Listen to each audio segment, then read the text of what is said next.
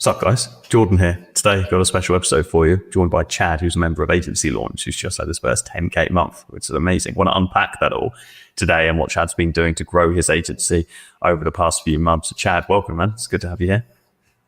Thank you very much, Jordan. Pleasure to be here. Can you give the guys some context on just some of the pre-agency piece? What brought you up to the point of starting an agency in the first place? Yeah, sure. So I'd always worked in marketing, got a degree in it, and worked for large agencies in London, but was always working with really boring brands that I had no passion for, and just had no real desire to work for somebody else. Had come across your content and it really resonated with me. I think to a similar degree and background to yourself, always worked in either marketing or sales, but always had that drive and knew that I worked really hard for somebody else. And that would only mean I'd work 10 times as hard for myself. So really went out to build something on the side in an industry that I had a real passion for, which was fitness, rather than the industries I was serving in my 9 to 5, which were like tobacco, insurance, and some really, corporate industries that I had no real, desire to help build. So built my agency on the side, went full time about 4 months ago. Not looked back since. Nice, man. Love that. Do you think your marketing degree has helped in your ability to deliver results for your clients? Like, have you carried forward that skill set?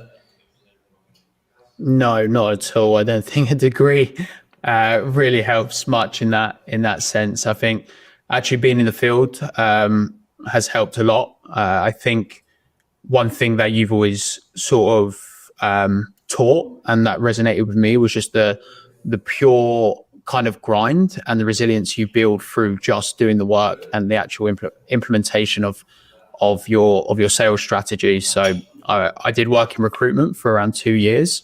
And I think that built up a natural resilience to just get on the phone and speak to people.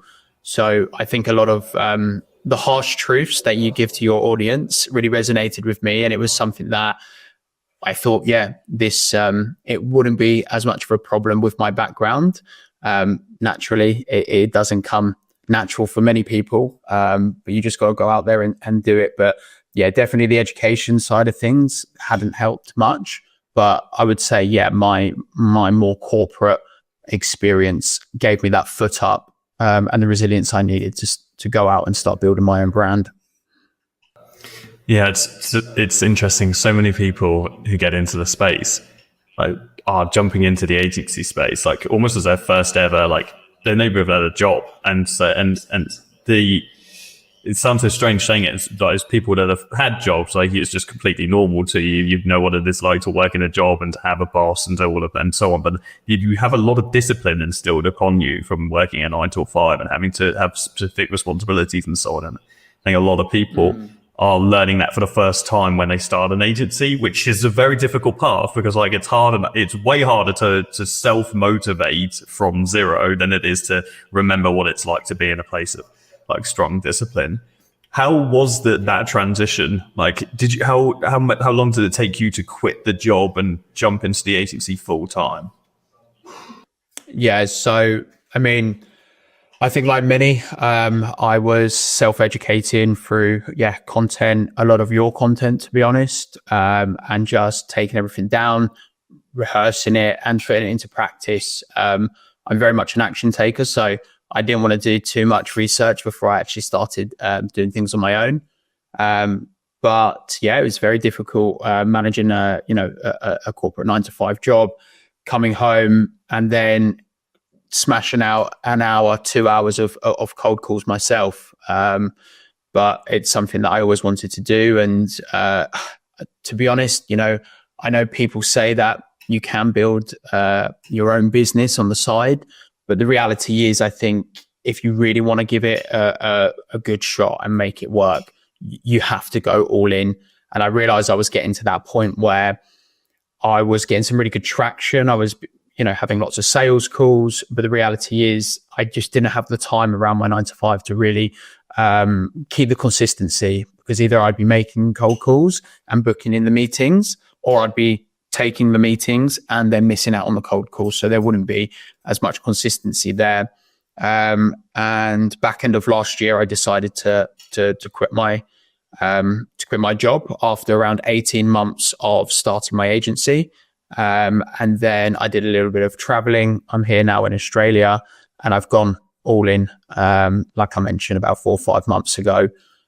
So it's been a gradual process, a lot of education, a lot of testing on my side as well. I think people are very, naive to the fact that the strategies that are taught to them don't just work for everyone. They need to fit, their specific niche, their agency, the way they communicate, the way they work themselves.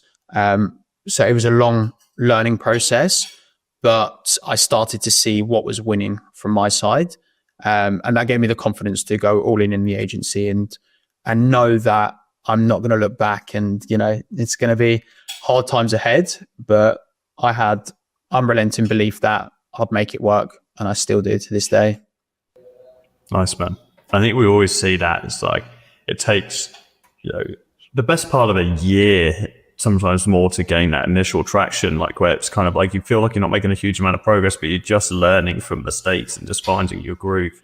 Like, what do you think is, and then you find it, then you get this steep up trend. So you hit like 10, maybe 20K, and then the momentum really kicks in and things go crazy. And to other people on the outside, they're like, oh, they just got lucky because they see that really quick growth, but they didn't see that huge part. They see this part, but they didn't see all of this part here that it took to get to that point. And it feels very much like you're at this position now where you're somewhere, but like starting off in this, and hopefully we're going to see that really steep that curve. Do you feel like that in yourself? Did you feel like there were things that are holding you back during those early stages that you had to get a grip of? And if so, what were those pivotal things? Was it service delivery? Was it nailing sales? Was it a combination of everything? Like, what is it that you found the hardest during those initial stages? Yeah, I think naturally I went for, a niche that I have a true passion for, and I actually understand the problems of the potential clients that I wanted to work with. So the sales side of things, I was never that worried about. Naturally, I feel like I'm good with sales. It was really understanding, like every business owner, right? You find a market and you find the main challenges within that. And then it's understanding, right, okay, what is the product that has the market fit that's in demand right now?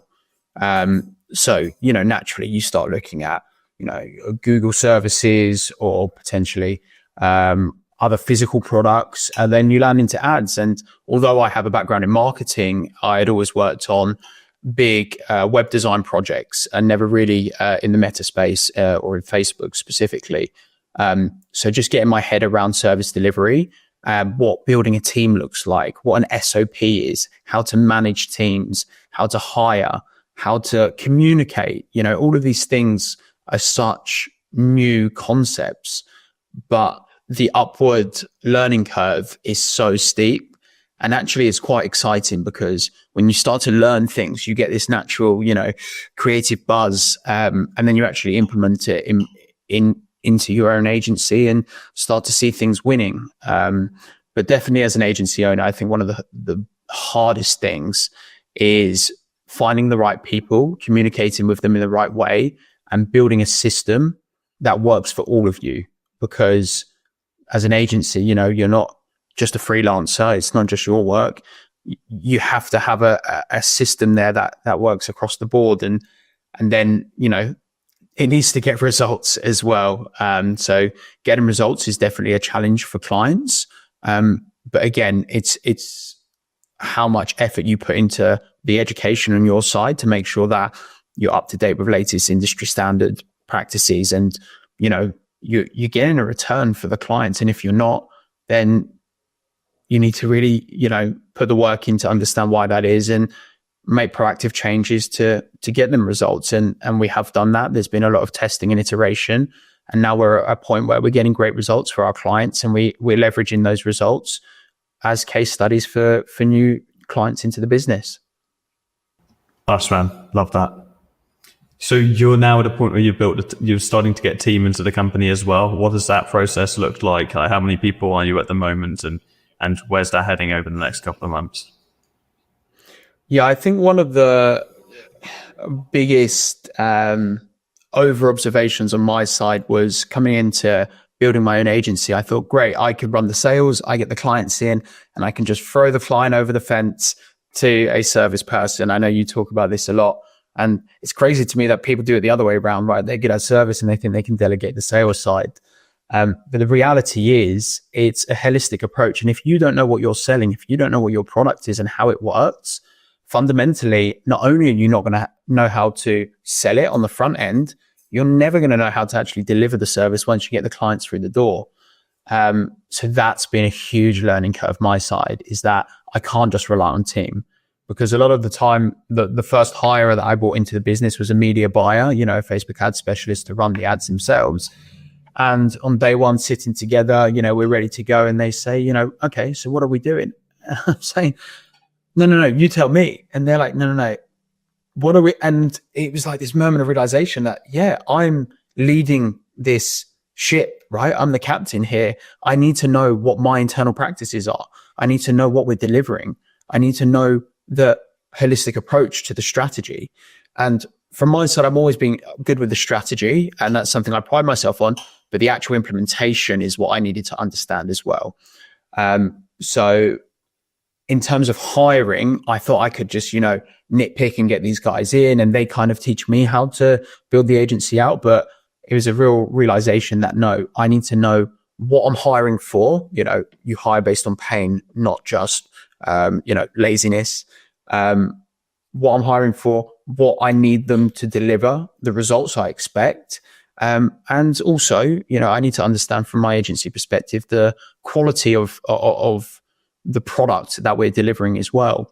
So to this day, we've got quite a lean team, which I want to keep it that way. We've got a media buyer, we've got a videographer and editor, and we've got a web designer. And that's us.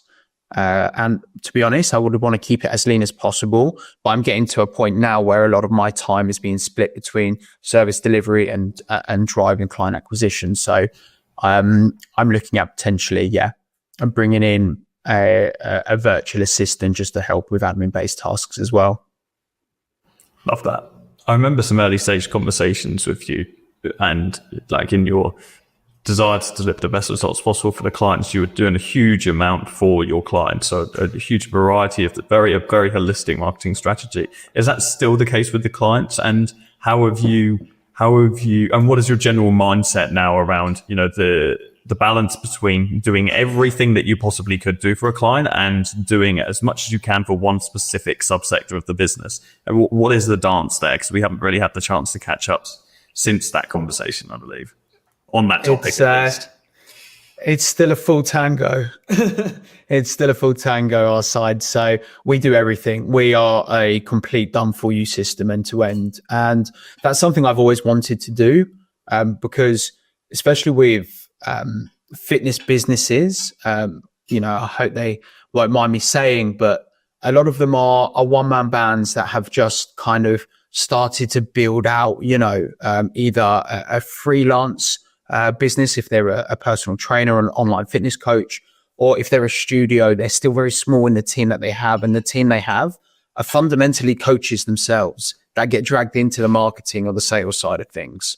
And for us, we're heavily invested in the return on investment that we get for our clients. So if we rely on them to do any part of the process, other than, closing the sale their side, because I still believe that they are best placed in their business to close the door with clients that we bring them in or leads that we bring them in. If we rely on them to reach out or manage any part of the marketing process, I'm not confident that we'll be able to deliver the return on investment that I would want for each and every client that comes into the agency. So for now, we're still holistic marketing solution. Our system is end to end, and innovation in AI is only making that easier from our side as well. And we have implemented things like chatbots to get to leads quicker, to booking consultations, and potentially investigating, voice chatbots as well, voice AI agents to really deliver the best solution possible. And that's what it is at the end of the day. It's not about service stacking. It's not about making our product any more expensive. It's about getting results for the clients. And if we can manage the end-to-end process on our side, that gives us more control, and that gives us more ability to deliver on the promises that we guarantee for our clients. 100%. It's about going deep, not wide. That's what it's about. Like getting as deep as possible with one specific subsector, and that makes a huge amount of sense, especially in an industry like, I know it's fitness in general, but online PTing, where people just want to focus on their crafts. They don't want to be focused on marketing, and yes, they want to make money and they want to get clients in, but they don't want to be building funnels and running ads and so on. They want to be a puppeteer. Well, you want to be the puppeteer, and they want to be the puppet on that side. They want to be told what to do, and then in return, that makes a lot of cash. So it makes perfect sense in that space. What are you working towards in the agency? What is like the long-term goals? Are you obviously you've moved from the UK, you're now in Australia, so you're doing the traveling thing. Do you want to build a virtual agency that's high profit, lean, that facilitates lifestyle? Or do you want to go down the route of building an office and building an enterprise, potentially exiting? Like, what is your goal? What are you looking at in the short term, I suppose, and then also in the long term?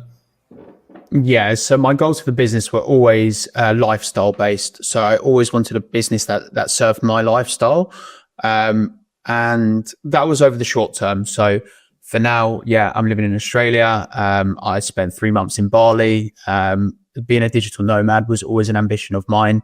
I'm doing a couple of weeks in Dubai, and then I'm back home for Christmas. So having a virtual agency that allows me the freedom and flexibility to do that is fundamentally what I got in this for.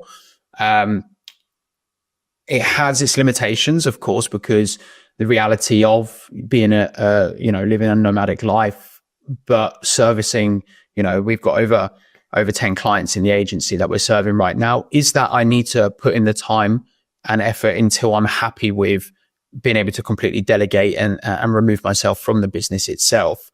So it's kind of a weird balance right now, and it's something that I'm managing my side, but it's the perfect problem to have. And if I was looking at this problem 6 months ago, I would have been delighted.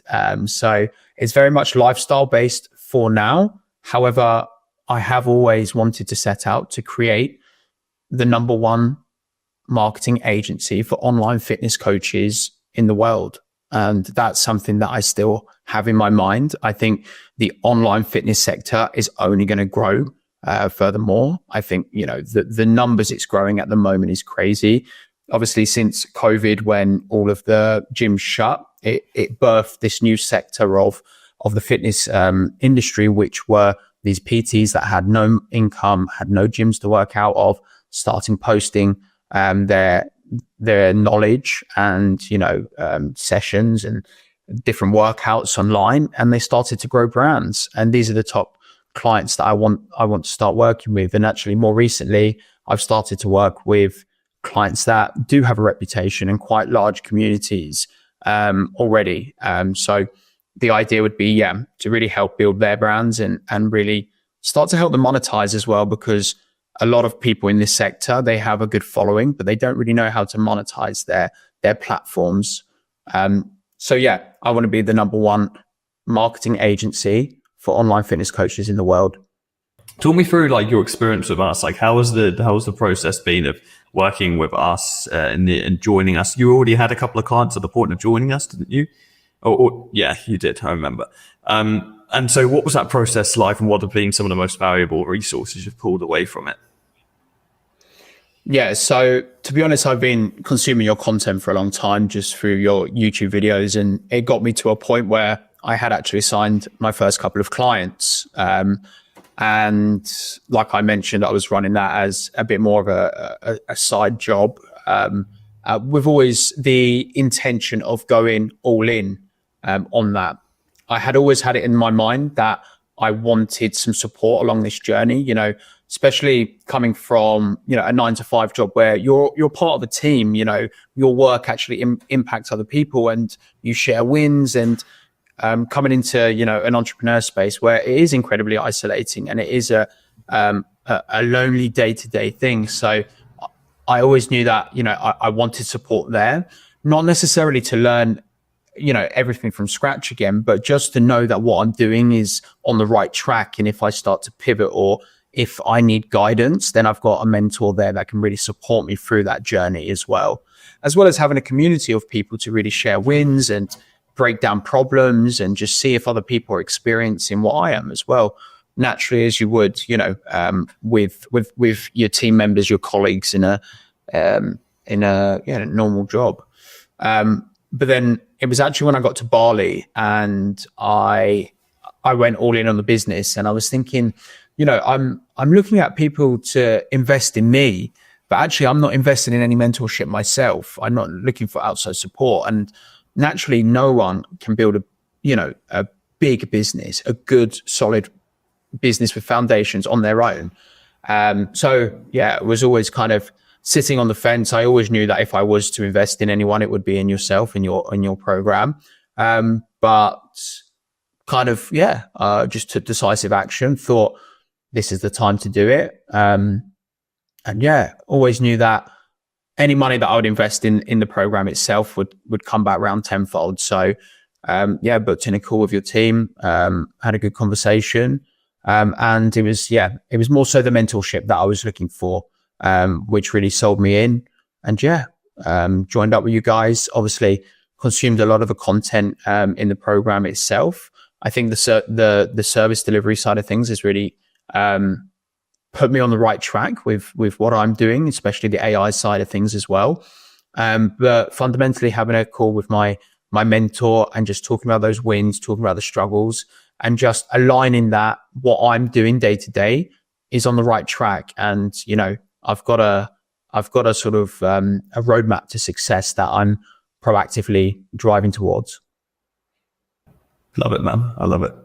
How's things changing now you're at 10K? Because this is the point where this is like the pivotal point where so much changes. I always say that like 0 to 10K is about throwing shit at the wall and seeing what sticks. And then 10 to 100 plus is really about just analyzing what did stick and just focusing on that, just keep throwing in the same spot again and again. So what's that look like now? Are you going to continue cold calling to get clients over the line? Has that been the strategy that's still working the most, or are we going to start looking at running some ads? Like what's the current situation and the game plan to get you to the next level? Yeah. So now we've hit this point, it's really about team delegation and then switch on the ads. I think it only makes natural sense. I think we've got a proven offer. We've got a proven market. You know, there's obviously demand for our services here, and you know there's an abundance of clients out there for us to approach. So in terms of getting ads set up right now, I want to have the team in place. I want to have all SOPs and processes locked in so that we know exactly what's happening when the ad pipe turns on. And it's a shame because I absolutely love dialing and I love speaking to people over the phone, but fundamentally ads are really where it's going to boost it's going to save me a lot of time on my side, which I can then focus on the business itself, actually working on the business, and then have a trusted team in the back end that are actually that I can delegate the work to as well. So over the next month or so, it's really about stabilizing the ship, getting all processes in place, making sure the team will know their roles and responsibilities, and I have confidence that they do as well.